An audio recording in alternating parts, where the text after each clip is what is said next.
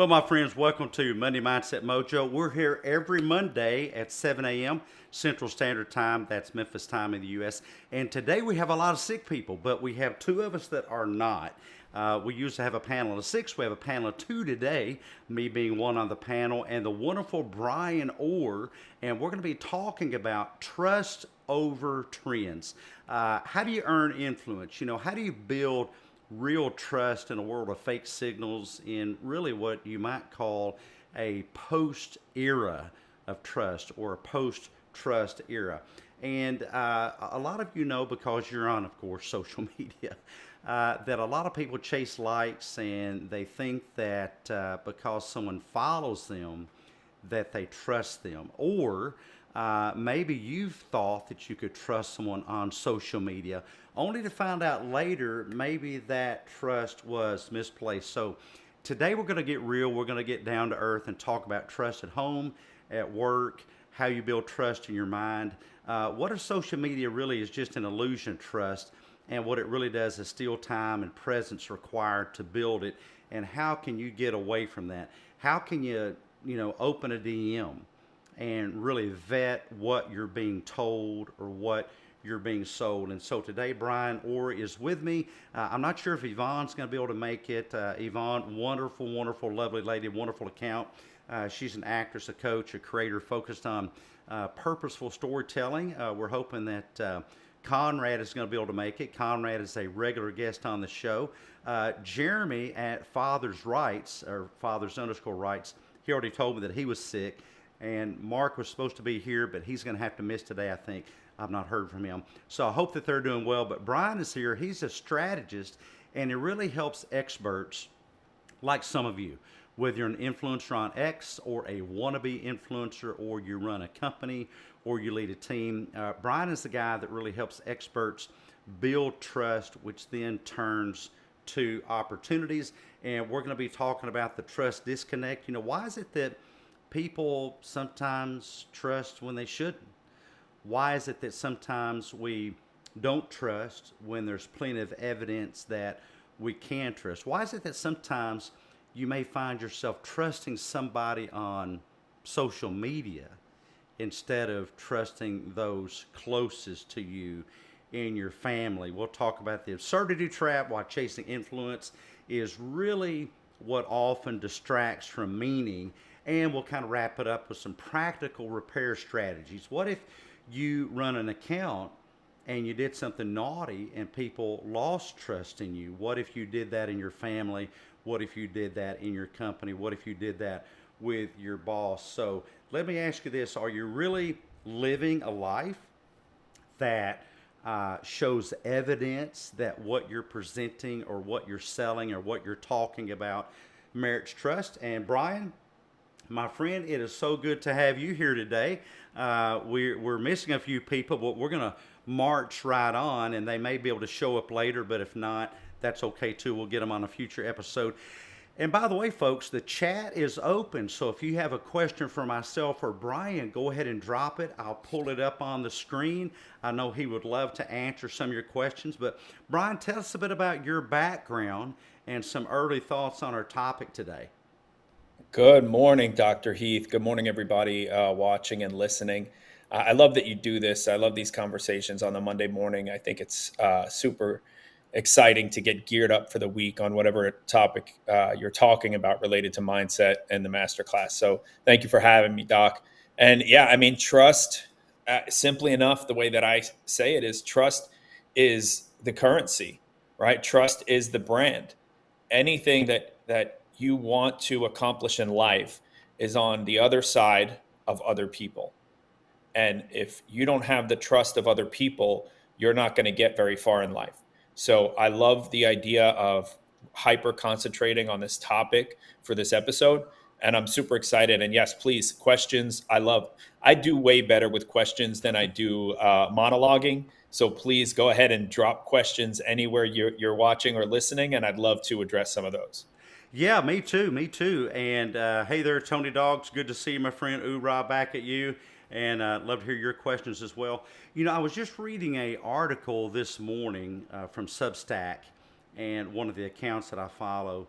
And it's really ironic because I woke up and I do my meditation, I do my devotional reading, and then I try to catch up on what I think are some valuable articles. You guys take a look at what Brian does. I was just bragging on him in the green room that he has some great content out there, and so he's on X and other places. He has an email list, and Brian, you're welcome to tell people about that. But one of the things I was reading was that the guy was kind of dating himself because he said he recalled with the big N of Netscape.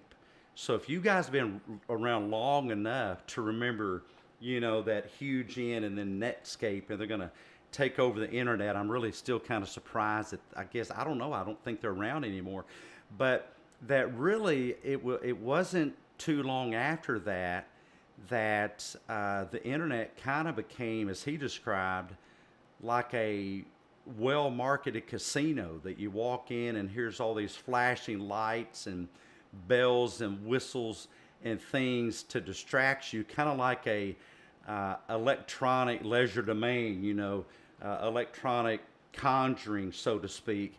And it really is to the point, and of course that's been 30 years ago or whatever, but it's really to the point that I ask, how do you know who to trust or what to trust? And I've actually, recommended to people who've been taken advantage of in their DMs, that is, trust nothing, verify, verify, verify.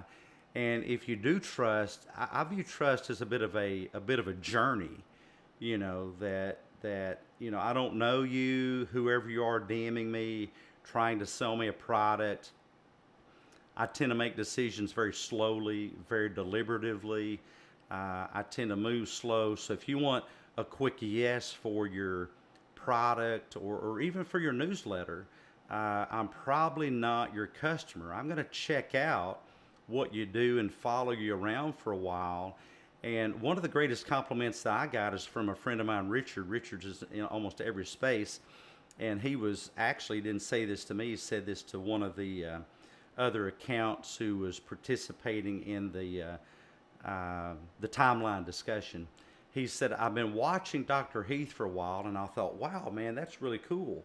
You actually took the time to consume or take a look at what I have to say, to see if it really fits together, to see if I'm a flash in the pan or if I'm going to stick around a while, to see if I really remain consistent with my message. And we'll come back to that, and I'm sure Brian has some things to say about consistency of message. But I think this is where the trust disconnect comes in. There's too much flash and not enough meaningful content. The other point that this guy made, and I wish I recalled the name of his newsletter, but it escapes me right now, but was that anything that's extreme or outrageous, people tend to gravitate to that. And then other influencers that see that that's what people gravitate to, they change their message to be more extreme and they lose their own message. So I'd like to go, Brian, let me know kind of what you think about some of that, the problems that you've seen on, social media in those terms. Yeah, I mean, I love having this conversation with you, Doc, because I often say that I practice psychology with a lot of my clients and myself and my assessments of life and business. But here with you, like, I can actually validate my thesis, right? But also get completely shut down by somebody who knows the the true psychology behind things. I've So got my big gong right over here. When you hit something yes, strong, I'm gonna hit. exactly. You remember the Gong Show when they did something? They would hit the big Absolutely. gong. No, I'm not Yeah, gonna is do that the that. one Brian, with the you're hook? usually spot on, man. You usually hit the nail on the head. Yeah, I appreciate that. So we're talking about trust signals. We're talking about distractions. We're talking about why people choose to be outlandish, to be extreme.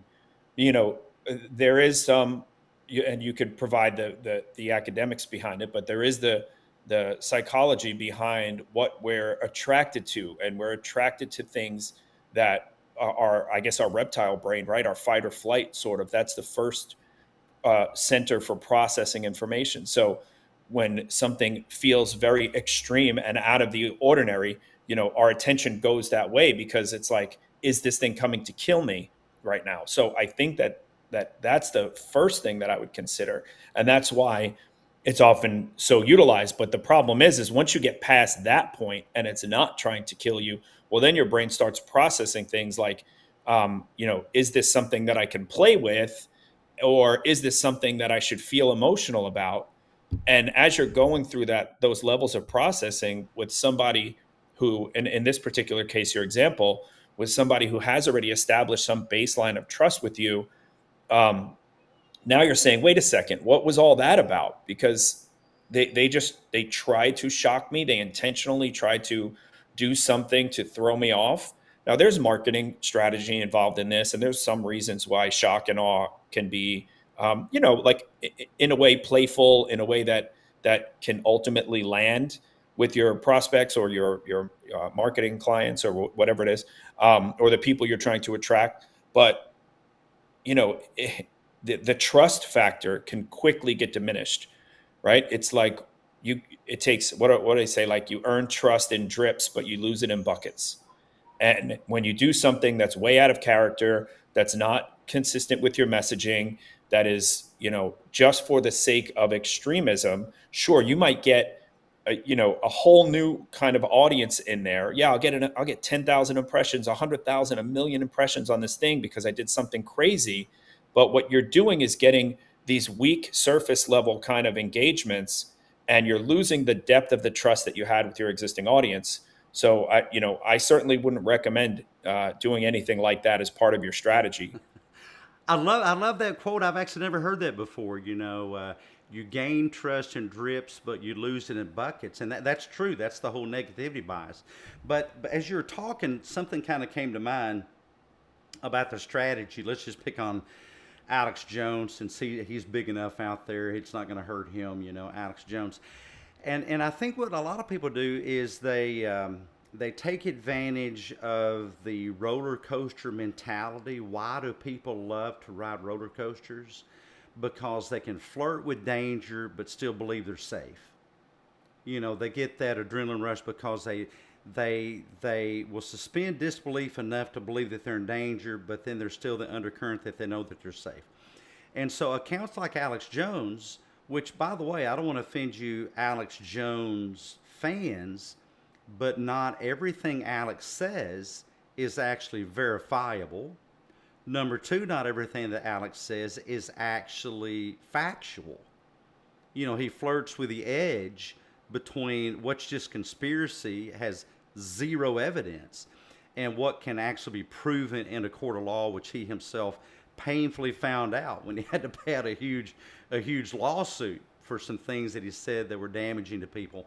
And so, but why do people watch that? I think the reason they watch it, it's really the roller coaster effect, is because what he shows you is how much danger you're in. But then, oh, but wait, as long as you get the information from me, InfoWars, as long as you get information from me, you're not susceptible to all this danger. So watch me to get safety. Now, he would never say that in those words, but that's essentially Alex's platform. And honestly, I think it is genius. The problem gets to be that people, one of a couple things happen. People watch it and they come to believe things due to exposure. In the brain, repetition equals programming. And so they come to view it as the truth through exposure, not based on evidence. You will come to believe something is true just because you continually expose yourself to it, whether there's any evidence or not. But the other thing it does, more importantly, I believe, is it muddies the water for everybody else.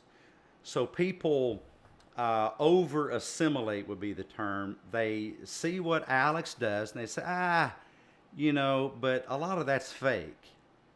It's kind of like wrestling.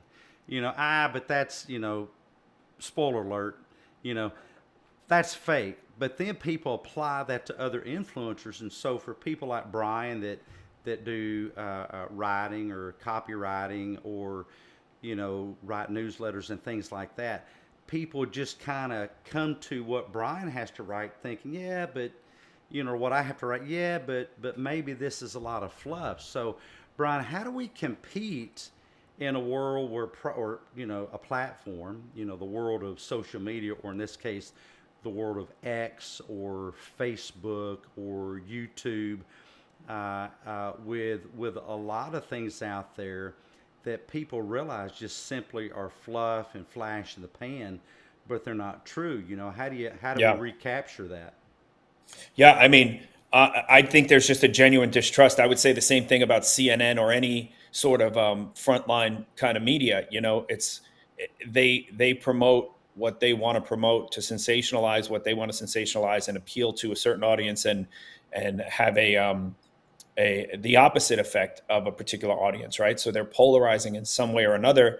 They sell fear, they sell danger, they sell blood.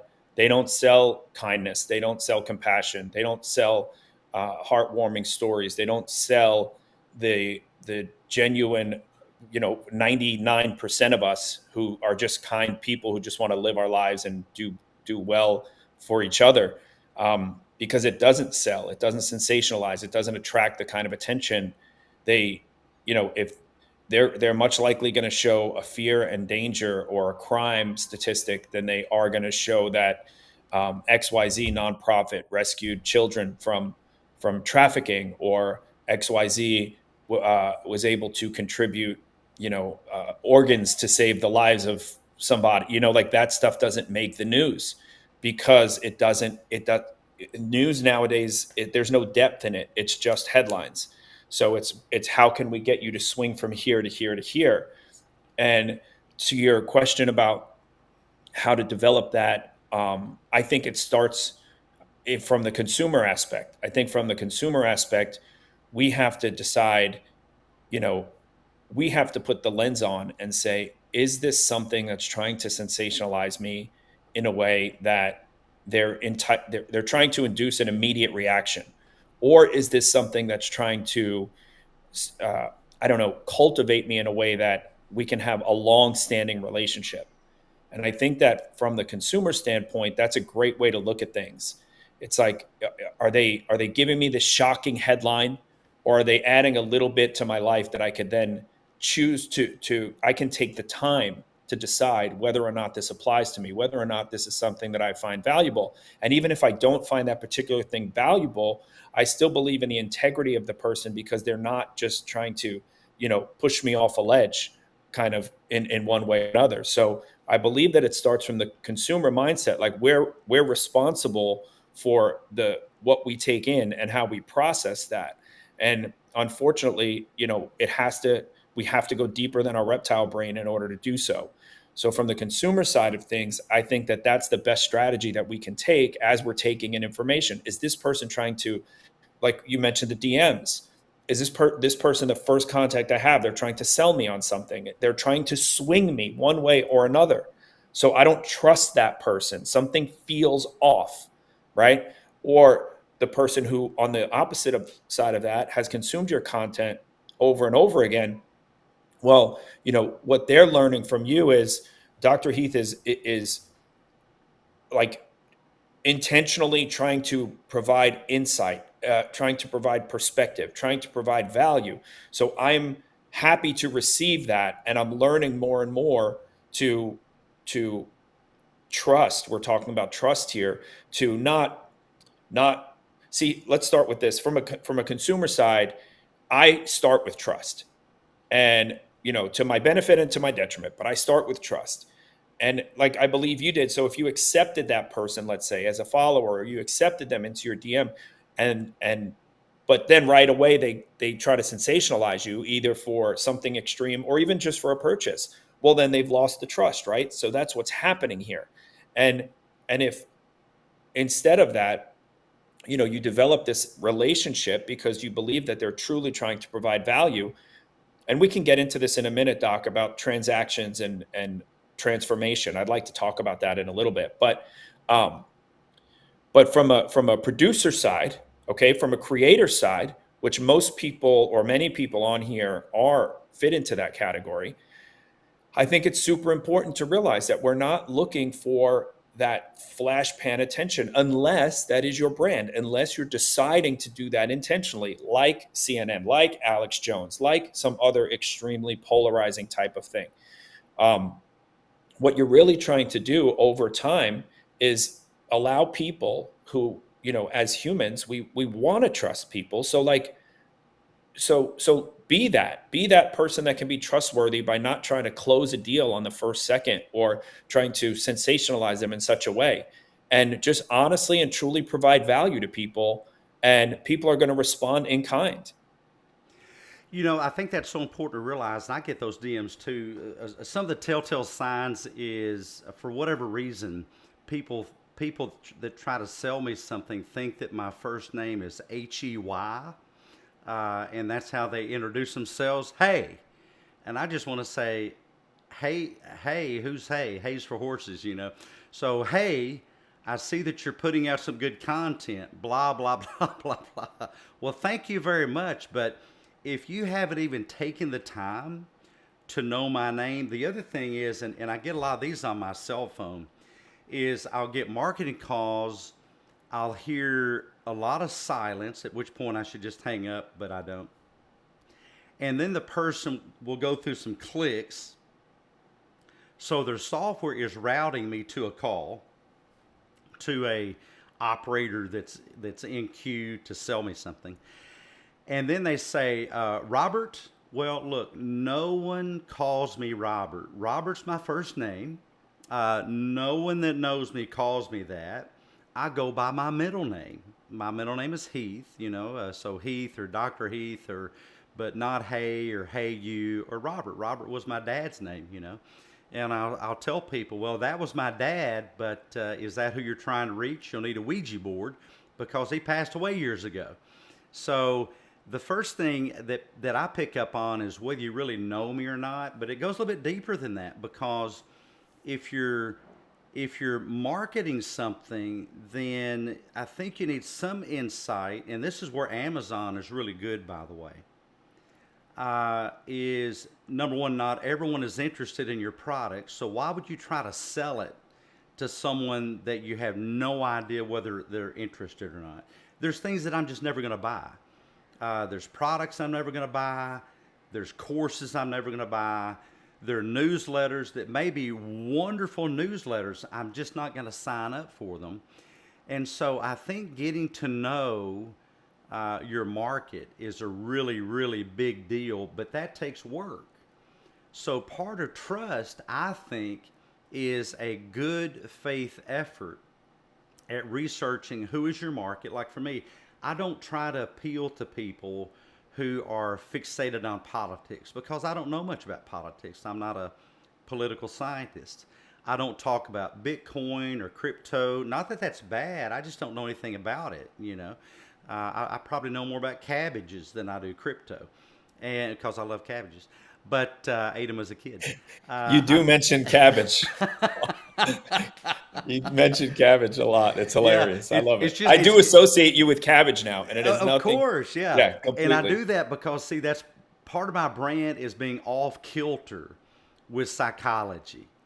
And so that's, the whole cabbage thing, just to let you guys know, is it's kind of, I think, in keeping with being off kilter. It's just an unexpected comment. I talk about pineapple pizza too, but more about cabbages. Pineapple on pizza is great. Cabbage on pizza, probably not so much. And so I let people know what they can expect when they click on my profile and when they consume my content like this. You're going to get some bizarre quotes and thoughts and kind of things, hopefully, that challenge you. But I don't try to market that to everybody, and I think that's okay. As some people say, if you try to market everybody, you're ultimately marketing to nobody. But I think it's so important coming at it with what I would call good faith, and part of that is doing a little bit of research to see, who is your audience, what are they interested in. I think that maybe, and I'm not a marketer either, but maybe mass marketing is really yesterday, yesteryear, or last decade, and you have to really well, as they say, niche down. But then I don't know. Having said that, Brian, let me get your thoughts on this. On the niche thing, I've heard people criticize that niching down is no longer the thing to do. So have you heard such things? And why would people say that niching down is no longer the thing to do? Well, I think that a lot of people say the word should and they shouldn't. I, so I often say that, don't let people should on you or should all over you and that kind of thing, because what happens is something might work for you and all of a sudden that's the thing. And it's like, this is the only thing. And I've tried everything and this is the thing. And, often that's people selling stuff. Um, if people are trying to persuade you to do this thing or that thing, again, it could even be friendly, but it's something that worked for them. And then they're going to try to, you should do this, you should do that. Man, the amount of advice, and I know you hear this, whether or not you comment on it, I know you do when you're in these conversations, especially as much as you host. People jump in these rooms and they just want to tell everyone what to do. And it blows my mind. I'm like, man. So I often try to say, like, this is what worked for me, or this is what worked for my clients, or this is my perspective on this, which is clear. When someone's saying that, they shouldn't have to qualify it, but you have to qualify it nowadays because too many people are trying to tell you what you should or shouldn't do. So with regards to like niching down, I absolutely believe that you should, right? It's highly beneficial from my experience to be specific on who you're trying to reach. And but it's not as simple, I believe, as people make it sound. Like, it's not just about, a category niche or a demographic niche or a particular psychographic niche. I think it's a combination of all of these things. I can't share my screen, or maybe not, but I'll just read to you really quick. Like, I have a person who's my avatar, who's my ideal client, and her name is Emily. She doesn't exist. The picture I have of her doesn't exist. This is how we leverage AI.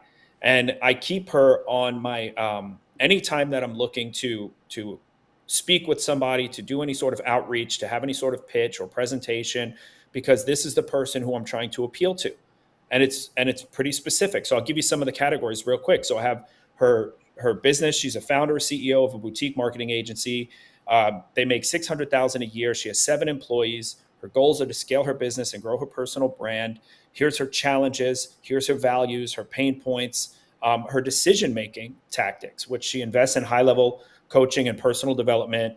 She prefers strategic solutions, and she's proactive and driven and focused on impact, right? So I have, and that's just a portion of it. But so I niche down to some extent on my category and to some extent on my services, because you have to specialize. You might do 1,000 things, but there's a lot of reasons why you don't want to do 1,000 things out loud and in public, because you want people, ultimately, here's what it comes down to. You want people to be able to understand what you do and more so repeat what you do, right? And I call that the problem person principle, right? Yeah. And what that means is, when somebody has a problem, when they're talking about their problem, you want to be the person that they think of that solves that problem. Okay. And that's how we do things, like when I talk about engineering referrals and engineering trust. You can do this in a way. It's not like there's nothing, you're not manipulative or anything like that. You're literally just having a very clear statement on who you are, who you serve, and why, how you serve them, what the results are, right? I wrote a post about this just the other day. Like, when I'm talking to you, Doc, and I have a toothache, like, we're not sitting here talking about my dentist or yours. We're not like, my dentist is the greatest. Like, no one's talking about you. They're not. Please, if you take anything away from this, nobody is talking about you ever, ever. But what they are talking about is their problems. So me and you are going to talk and say, I have a toothache. And then you're going to say, I know a person who can solve that problem. I have the best dentist, and then it's this and this, because he specifically does root canals, and it's a private practice, and then you can start to say all the things. But all of this has to be engineered, and the engineering from that has to start with a specific, we can call it niche, right? That's what we're talking about. So a very specific, who you are, who they are, what you solve for them. And that way people can not only have an easy recall, but also be able to say it when the time comes. And that's how we build that trust base, that branding, that reputation, the referrals. So I absolutely believe that you need to niche down to in multiple different contexts.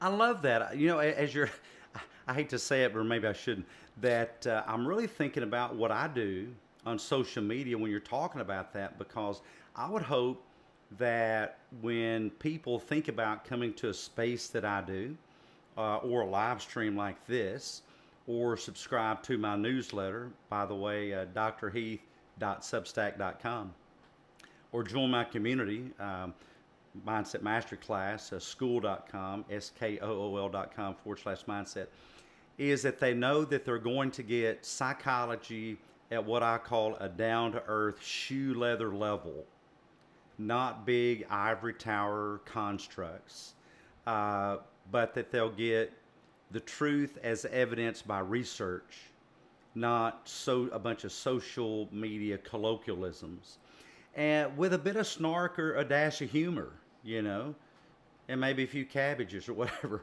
or pineapple pizza. Yeah, you're muted, Brian. I was muted, but I was just about to say cabbage. Yeah. Read my, we're live streaming each other's thoughts here. But so I like for people, when they think about what's a problem that could be solved by going to Dr. Heath's content, are those things that you're going to get a straight scoop. You're going to get some really actionable steps, and I try to pull that all 6 days a week. I do a space 6 days a week.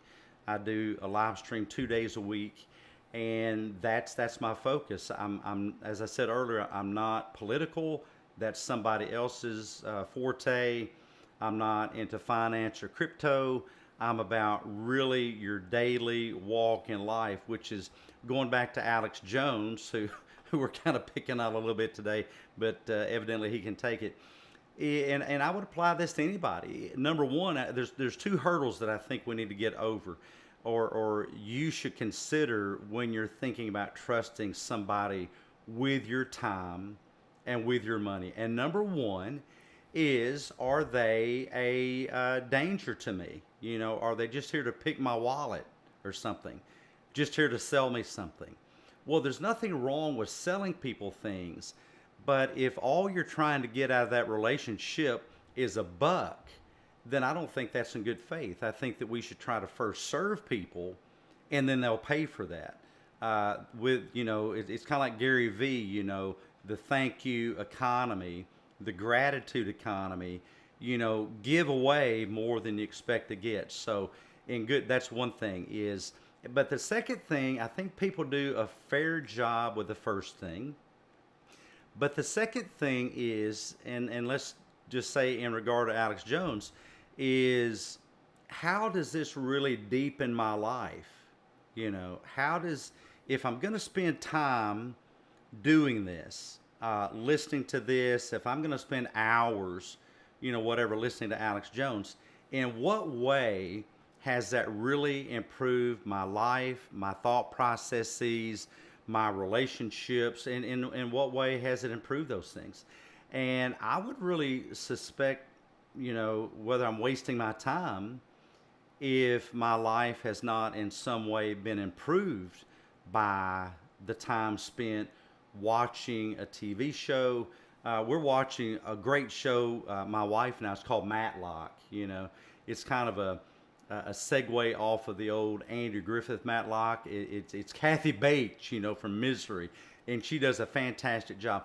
What do I get out of that? Is that a waste of time? No, because it's something that my wife and I enjoy doing together.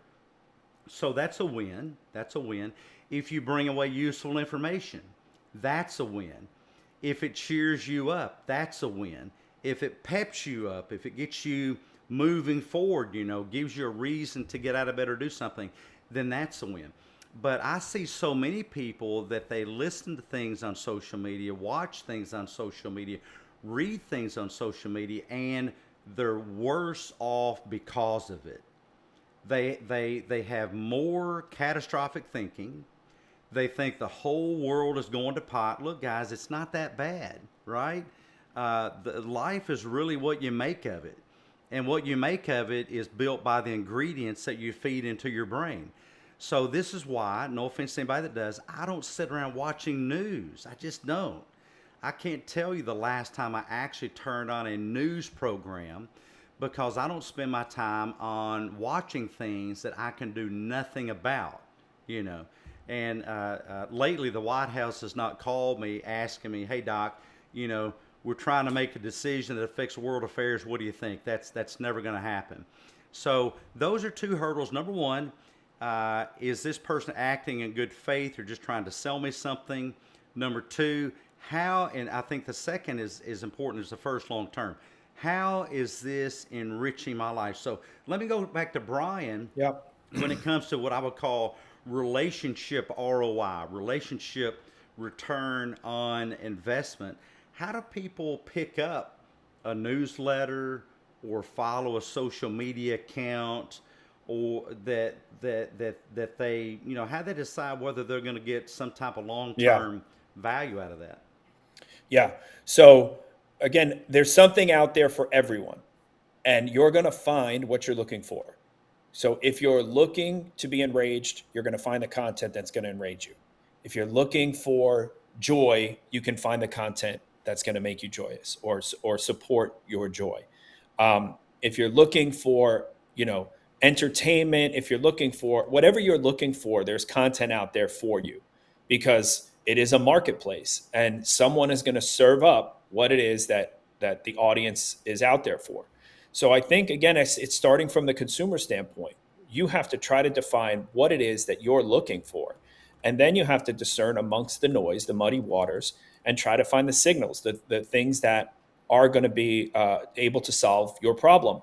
Now, before I go on, I just want to shout out everyone in this room, guys. There's 400 something people streaming on just one channel. And I know Doc is like streaming us all over the world or whatever. So I can only see the one. So there's 400 of you guys in there, which is dope. I really appreciate you guys being here and supporting Dr. Heath and having the conversation with us. So I would encourage you guys to jump in the chat. I do see some of you guys in the chat on whatever thing that I'm on. So I want to say what's up to Dan and Mike and Jackie, Tony. There's a lot of people in here. So Well, Justin's hey, Justin in is here. here. Justin Results French says Brian's the real deal. Ronan approved. Happy New Week. And All right. yeah, hey, Nice. Justin. Michael Thank you, Holding is Justin. here. I would love on this platform at X to have like a watch party live with Elon. Yeah, we keep inviting Elon, but I don't know. It keeps making excuses. We'll get it. He says he's busy doing other stuff. I don't know what the deal is. He should Yeah, have other so- people do those things. Yeah, right. And So Tony, good to see you, Tony. Tony says it seems they come on to search for an argument. I've been astounded how often people get called liars while people don't even know that person in any way, which is that roller coaster crap. Yeah. People ask me things like, what's that person's diagnosis? Gosh, unless they're on the couch, I can't diagnose them. Are they telling the truth? Gosh, I don't know. If you believe what you're saying, but what you're saying is not factual, is that a lie, or is that just not factual? See, I think that a lie has to be intentional, and this is how the old philosophers looked at it, that you know this to be the case, but you state this to be the case. Now, that's a lie. But if you believe this is the case, even though it's not, and you state that this is the case, then that's an inaccuracy. Both can be very damaging. My son and daughter are going to tell you that they're very excited for December 25th, when a certain person comes down the chimney and brings them. I don't believe that they're lying to you. Is it Elon Musk? Not here, but I don't believe that they're lying to your point, right? They're certainly not lying. They're just stating what they believe, which, some people, anyway, let me go back to what we were talking about before we so happily engaged with all of our viewers here, which I really appreciate you guys being here. So we were talking about um, the transaction thing, and this is I'm glad you kind of leaned back into that, because I have a bit of a take on this that I'm not sure I share with a lot of people.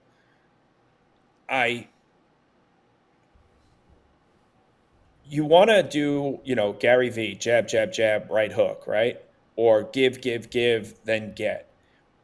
And I think what's unfortunate is when people try to say, well, I just want to make friends. I'm here to make friends, and but ultimately they do like want to sell you something. They want you to join their newsletter. They want you to subscribe to their content. They want you to do all of this. Now try to listen to this all the way through before you judge what I'm about to say. All 430 of you now. Everything in life that you want, I think I said this earlier, comes on the other side of other people. So my kids need food, and I provide the food.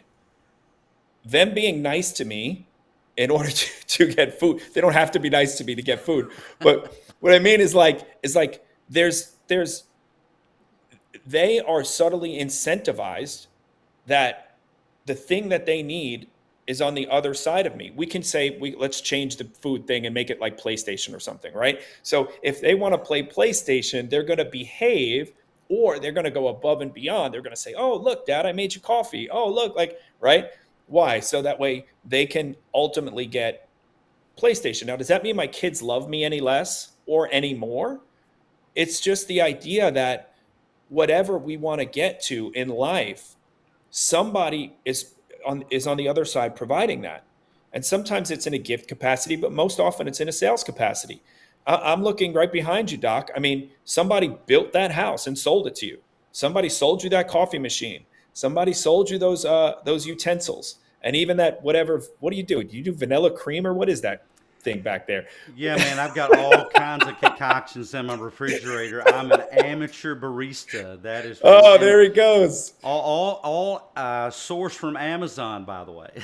Right. So we're all selling something to somebody. And I think that we're hitting a dangerous place when we start to say that we're only on here to make friends, that we're only on here for authentic relationships and all of this. Because I believe that again, listen to this through, and I may not be communicating it. What you may have to retranslate this for me in a way that doesn't make me sound offensive.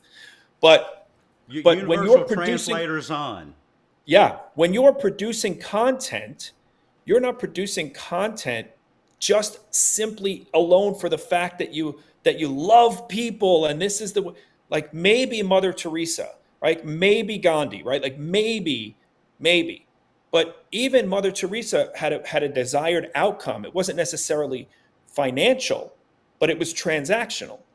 Gandhi had a desired outcome. He wanted the British out, right? It wasn't necessarily financial, but it was transactional. If I do this and I can rally up enough people to support my mission, then something that I want, that I desire, is going to happen as a result of that. So I need to convince these people to support me, and then what I want is going to happen as a result of that. So I'm afraid that we're going too deep into this territory of everyone lying to themselves and lying to everyone else. That no, I would never. I'm only I'm give. And it's like, no, you're not doing that. And now you're crossing a dangerous threshold where you are lying. Like Doc, you said, you know this to be true. Ultimately, you want something, and you're telling us this, which is not true. So I think that we need to have this reset of honesty and integrity, in that, yes, we are here sharing for some desired outcome. Now, you don't watch Matlock, right? The desired outcome doesn't have to be financial, but it is transactional. It is transformational, because you found something. Your desire was to have community with your wife. and have time where you can spend together. So you had to seek out something that was the catalyst to join the two of you together that you can both enjoy, that you can both participate in, that you can both discuss after the fact, right? So that's what Matlock is. Now, Matlock is a show, and all sorts of people are making money by creating that show.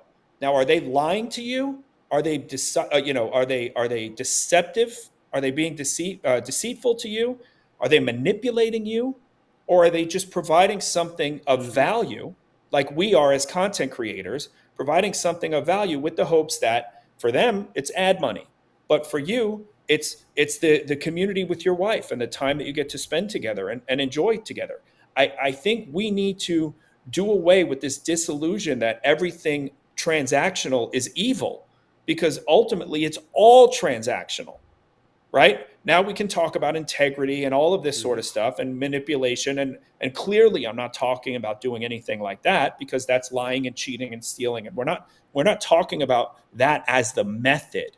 But in the principle, I believe that we need to adopt the idea and be comfortable with the idea and be honest with ourselves, because that is deceptive. You're lying to yourself if you think you get up every day, spend your time on social media, spend your time investing in marketing, spend your time investing in research, spend your time in product development, spend your time in app, whatever it is that you're doing, out of the good of your heart, because you need something. You're doing it for some reason at the end. So just be honest with yourselves, guys. And I think that is going to be a massive trajectory towards trust for everyone to kind of come back together. Yeah, I mean, the term that comes to mind is be above board, be above the table, have your cards on the table. And it's okay to have multiple motivations. So, what is motivation? A lot of confusion about motivation on social media. Motivation is not a feeling. Hey, love the Mickey Mouse cup, by the way. So um, I am in Central Florida, and I do have kids, and oh, yeah, of course, of course. That's fantastic. And so, yeah, I mean, take Disney. Disney, yeah, I mean, if they didn't make money, they would cease to exist. But it's also a passion, or flows from a passion from Walt to provide an experience, those performers to provide an experience. And here's what I found in doing my work with people: there's nothing wrong with a motivator. Motivation, keyword motive, a reason to do a thing. And that could be anything. But motivation is not a feeling, it is a reason to do a thing. And having a reason to do a thing, uh, get you moving toward doing that, or not moving toward doing it. Some people, their motivation to stay in bed is because they think that level of comfort is better than the struggle of getting out of bed. For my dad, it wasn't. He fractured 4 vertebrae in his back. He crushed his left hand. He was out of bed in under 6 weeks, and he was not supposed to be. But for him, he had a greater motive to get up and get moving than to lay on his backside in bed, even at doctor's orders. And so motivation is a reason to do a thing. It's okay to have multiple reasons to do a thing, like make money. No one gets their electricity for free, or at least I don't. This house is not for free. It's a weird thing. The bank kind of wants their payment once a month for whatever reason. It's odd. And even my coffee and my candle, none of this is for free. So it's okay to have multiple motives. But here's what I found working with people in my practice. And that is, if making money is always the highest motive, that soon becomes hollow. And this is why you hear words like burnout. Literally, you can have a person who is working the job that they applied for under the same contract they accepted the job under the same working conditions, making the same money, and they'll start labeling it a toxic workplace. Well, what has changed is exactly what I just said. Money eventually doesn't cut it. There's got to be something greater. And I have Mindset Masterclass. It's a free community. Yeah, we'll have some paid courses on there. Sure, you can be a member of it without buying those. But yeah, that's great if people do. But my motivation is numero uno, not the money, although that motivation is woven in there somewhere. I have an account Yeah. on X. People can subscribe to it. Um, that's not my. That is a motivation. It's just not my main one. Here's what I'd recommend: is get to know if you're an influencer, if you're somebody that does courses or newsletters or whatever that you do, and make a list of all your motives. Be very clear with yourself what they are. Number one, and then put them in an order that has some staying power, that what's number one today can be number one when you're 80 or 90. And if you'll make number one the highest value thing and it's not money, then you're going to make money. If you make number one money, then eventually you're probably going to slow down making money. Kim says motive number one, survive. Well, yeah, I mean, it maybe, and I think that is a natural biological thing, Kim, to survive.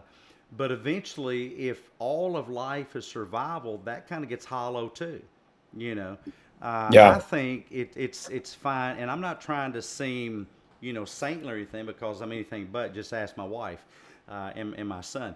But I think to serve people, and that's what I found to be the most lasting thing, is to find a way that when you leave the planet, other people have a sweet taste in their brain for having known you.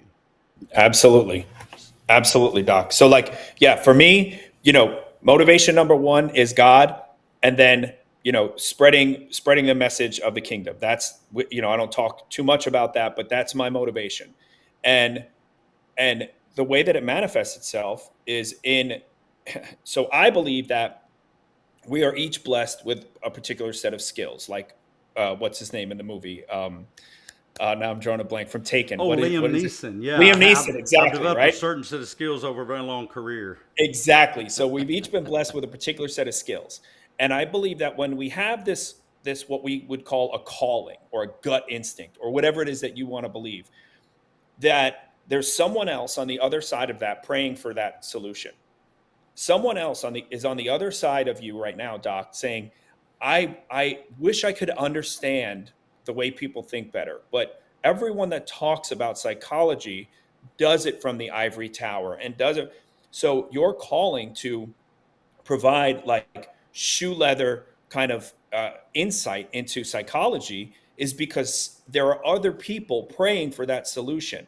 And then your calling is meant to deliver that. You've spent years and years and years not only educating yourself, but learning a particular way to communicate what you know to address a certain group of people. And those are the people that are praying for that solution so that they can then deliver their skills, their expertise in a way that serves that next set of people. Okay. And that's what I truly believe we're all out here for, in using our skills to serve others, exactly the way you described. And one of the things you mentioned, we brand, which we didn't even talk about, right? Reputation, legacy, all of these things are that memory. That they're all of those definitions essentially come down to one thing, which is memory and recall. How do I remember this person, Hmm. whether they're here or not here? The sorry, I'm drawing a blank. Well, I forgot the other thing you mentioned, but go ahead because I just Well, no, drew a no, no. blank I, right on I, the I, brand. I wasn't going to address that point, but I think it's a great point. It kind of keys into, my comment on leaving the planet, and when you die, what kind of flavor do Right, people have left in their brain at your passing?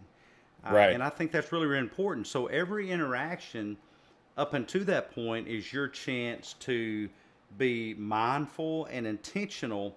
What kind of flavor am I leaving in the brain of this person? I like to say that Yeah. taste buds aren't just on your tongue, they're in your brain. And so, what kind of flavor are you leaving, And so, that's why I think that you'll never lose if you take the higher road. Um, Exactly. Can I just make one Yeah, more go ahead. point on motivation because I remember, speaking of, John Maxwell has a new book called The High Road Leader, and that if it's right down the line of that. So Oh, if wow. anybody's interested and you want to talk about Jesus being a high road leader, he has one that's very spiritual and then one that's more business. It's the same book, but just with a little bit of a Mm. different frame. Um, Motivation. So I believe that I've come to the season in life where, and I've done this forever. I started coaching youth sports when I was just out of college. I was 20 years old. I've coached, I don't know, 35 seasons of youth sports. I coached for 15 years before I even had my own child, because when I grew up, sports was everything to me. And I always looked at my coaches as people who provided value to my life. And as soon as I had the ability to do so, I did so. And I volunteered as a coach for a very long time. And still now with these rats, I got to go out and do their thing, even though I just want to be on the sidelines now. But I do it for my kids and the other kids. But also, I work for or I volunteer for a networking education group, and I provide for them this kind of content, but more specific and more deliberate educational content for their startup business owners, and they don't have the kind of money to pay for my programs or pay for my coaching, right? And that's okay, because I still feel the calling to share the value, and not everyone is going to be my client. My clients get very certain specific custom kind of work. I also do education for the chamber. And why do I do education? Chamber of Commerce. And if you guys are in the US, your county probably has a chamber of commerce, which is the business association, local businesses. And the reason why I provide education for them is because my kids live here. So, like, I want people to do better business in this community so the community thrives.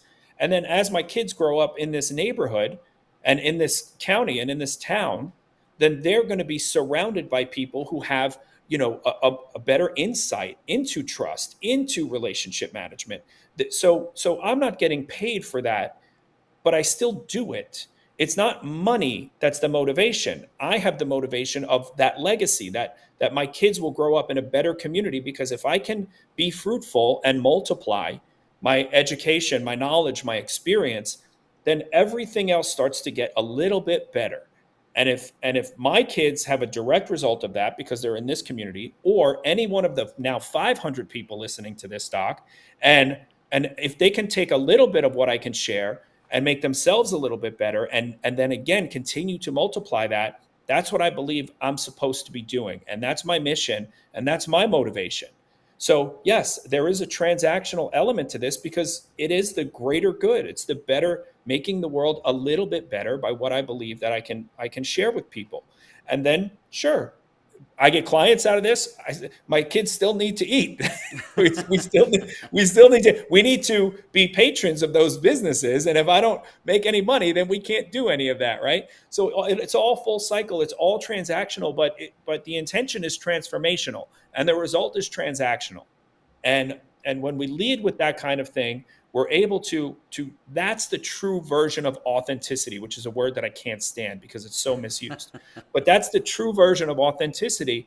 So yeah, stop lying to yourselves. Be transformational, and the result is transactional. The results transaction will be transformation. And I love that because it brings to mind my own work in my clinical practice. Is I often wonder why people reach out to get therapy, and there's so many really bad reasons. Somebody told them to, some court threatened them if they don't get therapy. They're at their wits' end. But what I found is that my customer are people that are really serious about trying to change their life. I talk with people who have family members that have addictions, and I talk to people that have addictions. I've done that for over 30 years. And one of the key things I found with addiction is the person is only in recovery when they're ready to work on themselves. So it's really a bit of a litmus test. People come in and, oh, it's mama's fault and daddy's fault and the trauma's fault and the boss's fault and the spouse's fault and the country's fault and my neighborhood's fault and it's my finances' fault. As long as you're there, you're not going to go deep with changing yourself and recovering from your addiction. So here's my point that I want to get to. A lot of folks on social media are so preoccupied with getting a thumbs up like or getting a follower, but that's not depth. I think conversation, engaging in a relationship is what depth is. And so when I talk about therapy, what I mean to say is the folks that really get the most out of the work that I do are folks that are willing to have a deep conversation. Not somebody that walks in the door and says, "Hey, Doc, I'm here," as if showing up is all that matters. Keeping an appointment is all that matters, It's really willingness to have a deep conversation. So apply that to if you're a marketer, a newsletter writer. What do you want? Do you just want a subscription? Or do you want people that engage you in a conversation? When you're trying to make a sale, do you want one sale? I'll give you a thumbs up and give you a buck. Or do you want the depth of a relationship? So I'm not a big algorithm scientist like a lot of people are on X. They study the algorithm. Gosh, I don't know. I just put out the content that I put out. I try to make it mean something. I try to make it useful. I try to make it research informed. But what I'm really looking for is more than the likes, which those are nice. Thank you very much. Those are nice. But a conversation. Tell me what you think about this. Tell me where you might apply this. Show me how you might use this.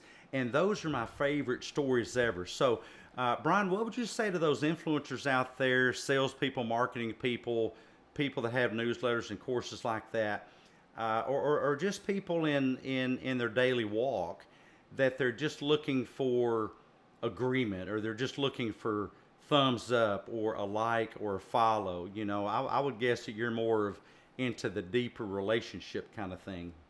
Yeah, absolutely. So, well, I'll preface this with this. Everyone has their desired need that needs to be met.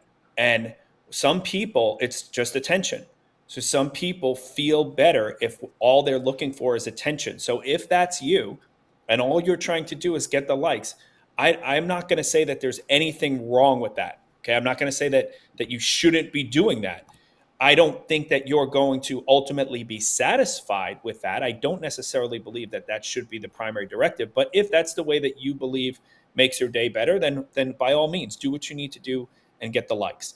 I personally don't believe in that. I believe in, and I say it on my website, like I build influence, not influencers, because I think it's a different dynamic. And when you're talking about influence, you're talking about trust, right? Back to our primary conversation or topic of the day is trust. And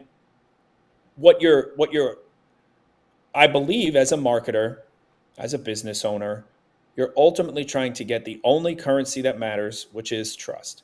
And when you alienate that trust, whether it be through bad customer service, through not delivering on your promises, through exploiting the relationship in some way or another, you lose that trust, and it's likely never going to come back.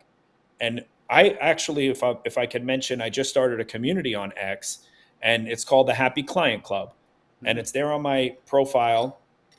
And the idea is that not enough people are talking about leveraging, from a business standpoint, leveraging the true capacity of having a good client relationship. I'm not talking about customer service. I'm not talking about, necessarily even reputation management. I'm not talking about, and I'm not talking at that level. We're talking in this community about customer journey to client journey from, I believe that the relationship actually starts at the transaction. Too many people think that's where the relationship ends. I believe that that's where the relationship starts, because now you have the opportunity. Somebody said yes to you. They put whatever it is on the line, whether it's money, whether it's time, whether it's energy. They said yes to you. They've now completed that first transaction.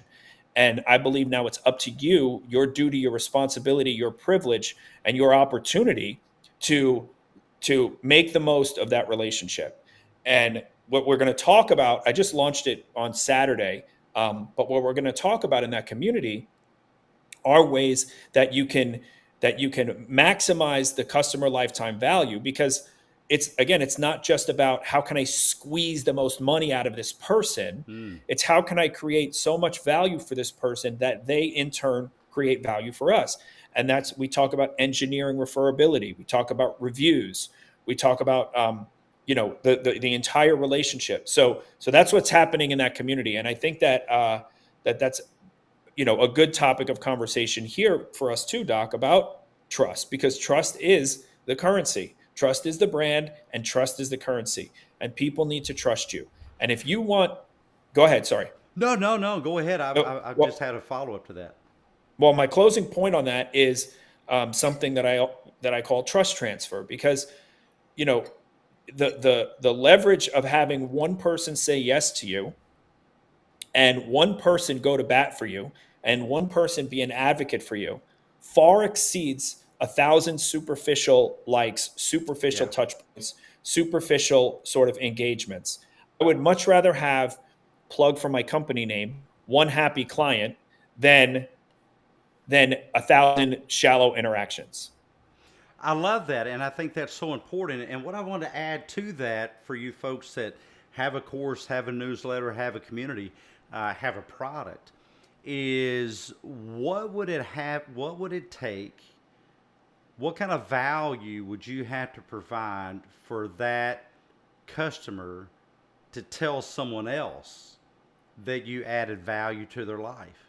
You know, so I see it as is not trying to win one follower or one subscriber or one viewer, but trying to win a referral. You know, trying to win a referral. Now, on that, here's one thing that I like, and that is how much pushback are you willing to tolerate from a customer? And Amazon is not a sponsor of the show. They probably should be, because I talk about them a lot. But that's one of the things that early on I began to really love about Amazon, is that they just don't ditch me as a customer, because I can complain about things.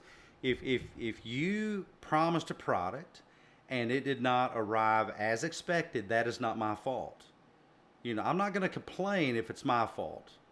I'm going to complain if it's your fault. I'm not going to hold you responsible if it's my fault, but I will hold you responsible if it is your fault. And so I think a lot of folks, they show how much they value a customer by how much pushback they're willing to get from them. And I've had several cases for myself. I don't always do a great job at this, but I really work at it, where that customer had so much pushback. I mean, I thought, wow, you know, this is such a difficult customer interaction. They'll never come back or whatever. And then they do.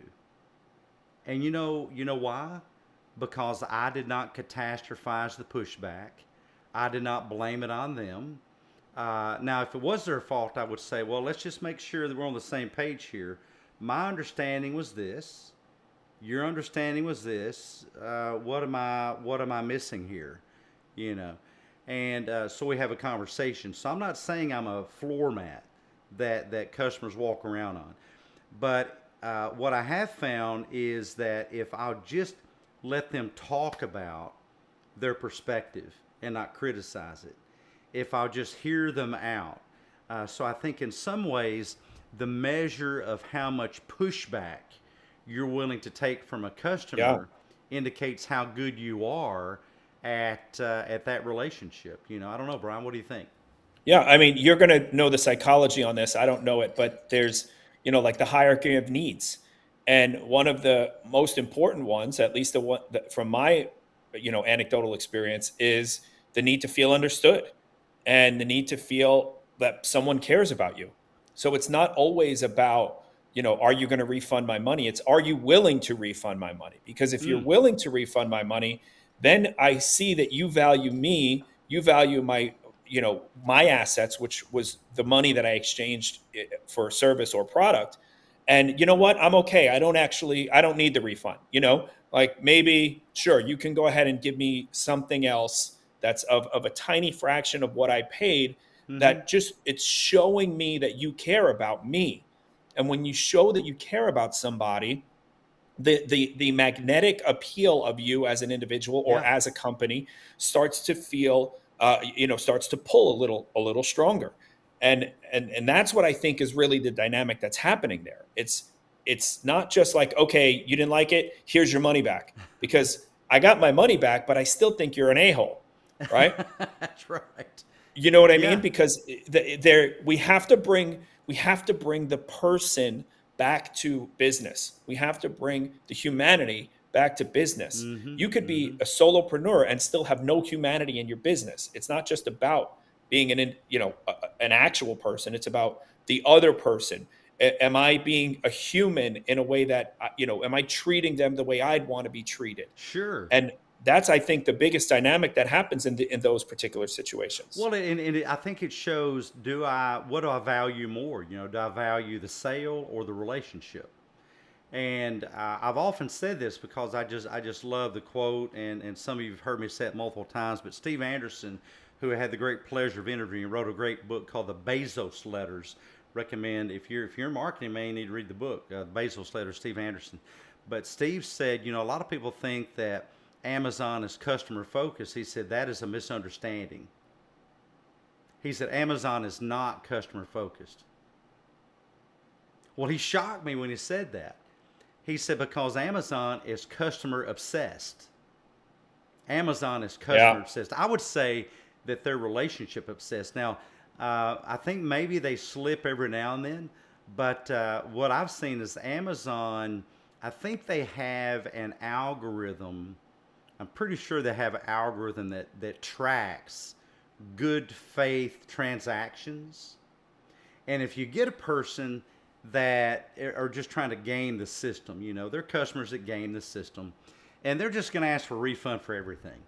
They're going to claim this box was open, or this bottle was leaking or something like that. I would never do that. Actually, when I make a phone call and I've ordered 6 of these, it's called, it's 6 electrolyte things. I don't remember what they're called, but super energy or something like that. But 10,000 volts or something like that. And I've ordered 6 of them, and one is leaking. I tell Amazon, they'll say, "Well, we'll refund your purchase." Well, wait. I don't need you to refund my purchase. 5 were good. 1 was leaking. See, that's the truth. Right. That's the Right. truth. And I don't know if they record that, but I think they may. I think they've got a way of tracking good faith interactions. Why is that? Because they're interested in building a good faith relationship. And that's what I Exactly. have against these DMs on X and other places, is that looks to me not like the person trying to sell me something is into a good faith relationship. They just want to make a buck. They don't know my Exactly. name. They don't know what I need. They call me by names that I don't go by, like my first name instead of my middle name. And I love what one of our guests here today said. You should go by your first name, because if you're a barista, you could call yourself the Robista or something. That's pretty clever. That's marketable, man.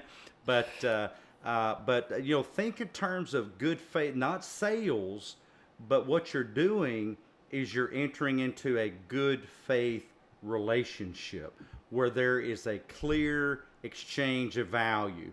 The value of Hmm. money can be a part of that, but it shouldn't be the only, certainly, or even the biggest part of that. I want to thank all you guys for joining us. We'll be here for about another 5 minutes. If you have some questions from Brian or myself, drop them in the chat. And my dear, it is really great to see you here today. It is good to see my dear friend Tony Dogs. So let's see, we have so many people here. I'll try to, Michael, good to see you here, my friend. And Kim's a member of the Mindset Masterclass community, as is Tony, and a subscriber to the account. There's Michael again. But yeah, if you have some questions, hey, there's Dan the man. Dan at Singalingables over at X. Jackie Sue, lovely to see you, my dear Jackie Sue, member of the community and subscriber. But if you have some questions or comments, drop them in the chat and we'll take those one by one. So here, wrapping up, let's kind of talk about, some final things on trust and brand and influence to Yeah. kind of leave our crowd with here today, Brian. What are some kind of thoughts to wrap it up with? Yeah, I'm going to quickly touch on your Amazon thing because the, you know, to go into trust. Like I said, I begin every relationship with this surface level baseline trust that, I believe that you have the best intentions at heart until you prove me wrong. And what you've described is somebody who's exploiting the system. And whether it's an algorithm or not, I believe that they have the algorithm for your facial expressions. I mean, I don't doubt that everything is completely tracked and monitored. But what you're describing is the kind of person who Amazon trusts off the bat. Like, we believe that we have good customers and that they're going to honestly tell us if something went wrong and then we'll fix it.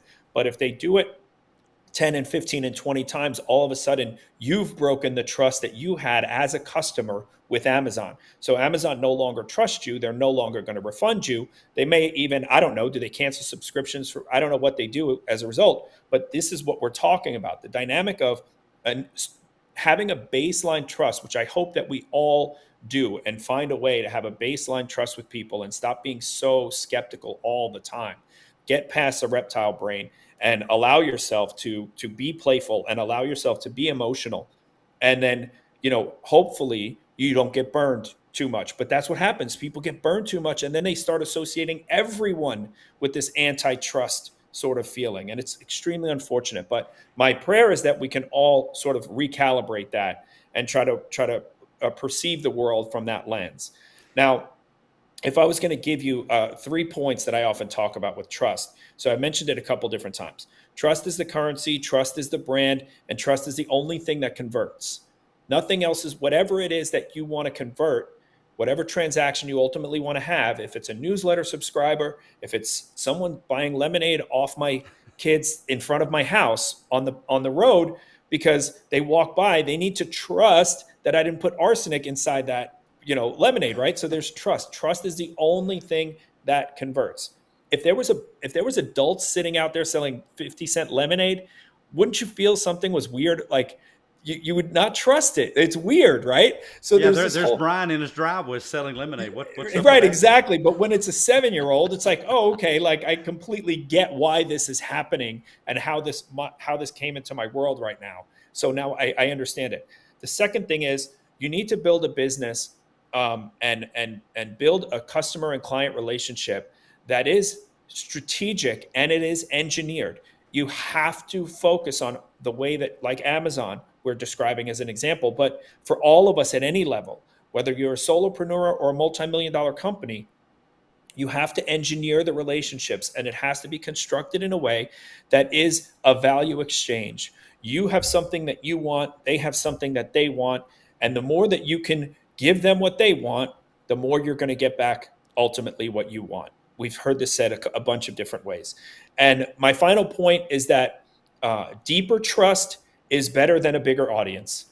I would much rather have, as I mentioned earlier, one happy client, one person that trusted me above and beyond, because I can build an entire business with that, way more than I can having 10,000 likes on a particular social media post. So work on establishing deeper trust in your relationships and over delivering so you can have your one happy client and build your business from there. Beautifully said. Beautifully said. Thank you so much, Brian. And I want to go to what Kim said. Kim said that it's a lot of text, so I really can't put it on screen too well. But Kim said she was in a space on honesty one time. Man, I need to have a space on honesty. And she said she found that the reason most people would return money erroneously deposited into their account was because they were afraid they'd be found out. Now, that is so very telling because that is, I think, the lowest level on Kohlberg's levels of moral development is only doing what people will consider right, because if you don't, then you get punished, you know.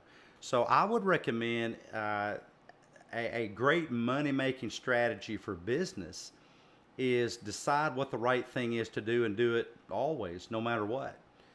Even if, you know, they say character is what you do in the dark, you know. So the reason that, and that's, you know, and I'm not playing saint or whatever because I have so many flaws, but I don't want to get in the habit of fibbing about stuff. And lying can become a habit, you know, dishonesty, being shady can become a habit. And because eventually you become what you do. Over time, you become what you do. And so you need to ask yourself, am I the kind of person who lies to Amazon? Am I the kind of person that lies to a spouse? Am I the kind of person that lies to my children? Yeah, kids, we're going to play baseball this weekend. Oops, something came up. Well, you know, do you keep your word or not? And Mm-hmm. so determine the kind of person you are, because that's the kind of business that you're going to create. There are businesses that started from a place of dishonesty, and I won't name them, but a little bit of insider information. But then they segued and they started doing the right thing, and they become wildly successful. By the way, some of those are supplement companies. Just to give you a hint. The other thing is a lot of companies start off from a place of dishonesty, but then they don't change it. And then eventually it becomes like, you know, Rome, you know, they kind of fall apart from the inside, you know. And so I come back to that term that I'm going to leave you guys with. Am I practicing this in good faith? Am I practicing this from a basis of good, solid character? And thank you, Kim. I appreciate that. And Tony says, and my loyalty is fire and blood. Yeah, I mean, you know, what are you willing to sacrifice to stay who you say you are? And so it's really, really easy to get on social media and, you know, wave all these banners, here's who I am and all that kind of thing. And I'm a healthy person. Well, we'll see, you know. And if you've been on social media long enough, I was talking with Brian in the green room, you know, that so many accounts on X that, you know, bill themselves as influencers really don't know how to manage their own life, but they want to hop out there and sell you a course to manage yours, you know. And so really be careful with the kind of person you say you are and whether you're living up to that or not. I want to thank everybody for being here today. Tony, love all the interaction. Kim, Michael, Jackie, Sue, Jeremy. Hey, there's Jeremy. I meant to put that. Jeremy, that's a great one. Trust is an axiom of the paradigms of relationship and thus trade economy. Yeah, it's like Brian pointed out. Every relationship is interactional. You know, I get things from my wife, and my wife gets things from me. But see, the point is, those are good faith interactions. Those are good faith transactions. And so, Brian, let's kind of wrap it up. Tell folks where they can get in touch with you. Where's most of your stuff, and how they can sign up for your newsletter. Yeah, sure. So most of my life, I've done everything through referrals and word of mouth only. I don't have a very strong digital presence. I'm establishing that now. So if you do come across my stuff and it's a little bit this way or that way, you know, forgive me, because this is a new version of what I'm bringing to the world in coaching and consulting and trying to support, you know, the endeavors like we discussed earlier. So with regards to business development, branding. And I'm taking all of those years of all the business that I did internationally and bringing that here so people can, you know, I can teach people through the digital sphere as well as private coaching and so on. So my website is thebrianorr.com, because clearly I'm not the only brianorr.com or the only Brian Orr. So it's TheBrianorr. And that's consistent across all social media. So whatever your preferred social media is, LinkedIn, X, Instagram, Facebook, it's the Brian Orr. So whatever your preferred medium is, please feel free to reach out, say hi, tell me what you liked about our talk, tell me what you hated about our talk. I'm open for it. And everything else that I'm creating now is happening real time. So the newsletter is kind of happening real time. I'm not sure I have the best flow sequence and all of that stuff to it. My offerings are happening real time. So again, I'm presenting them digitally is not necessarily in the most affluent kind of flow, but whatever it is, what it is, I build, or I do, and then I build, I guess, right? Like I take action and then I figure it out as I'm going along. So that's where we are right now, Doc. I appreciate you having me here. I love this conversation. I think we have way more notes to get to Oh for part man, two and yeah, yeah. part three. I want to say thank you so much because we did have guests who, like Konrad, had moved time zones, and it's really hard to track time zones across many different countries. And so Konrad sent me a DM. He had the time zone mixed up, and I think a few were sick. We'll hope that they get well, and we'll have another live stream with these wonderful guests on here. But man, you knocked it out of the park. We had this over an hour and a half conversation. I usually have 5 guests. There's a round table of 6 people. And Brian and I have been here for over an hour and a half talking about so many things that I got so much benefit from. So Brian, thank you so much for being here. Thank you guys for joining us. Have a wonderful week. We will be back here in about, what is it? 3.5 hours for Midday Mindset. That is not a live stream. That is an audio space on X at therapy_bite, taking a bite out of therapy with some down-to-earth shoe leather level concepts. And so Tony says, y'all got me up, no coffee, 8 a.m. up in here. Well, man, 8 a.m., man, at 8 a.m., half the day is over, my friend. You know, here I am up at 4:30 and Tony's sleeping in Tony dogs. No, it's good to have you, Tony. I'm just messing with you. But today, hop on the Midday Mindset space. We have about an hour support group, so come and join. Look forward to seeing you guys there. We're back here every Monday with the Mojo Show, and we'll be back on Friday with a special guest for Executive Espresso. That is 9 a.m. every Friday, Central Standard Time. Brian, thanks again, my friend. We'll catch all you guys next time. Bye-bye. See you guys.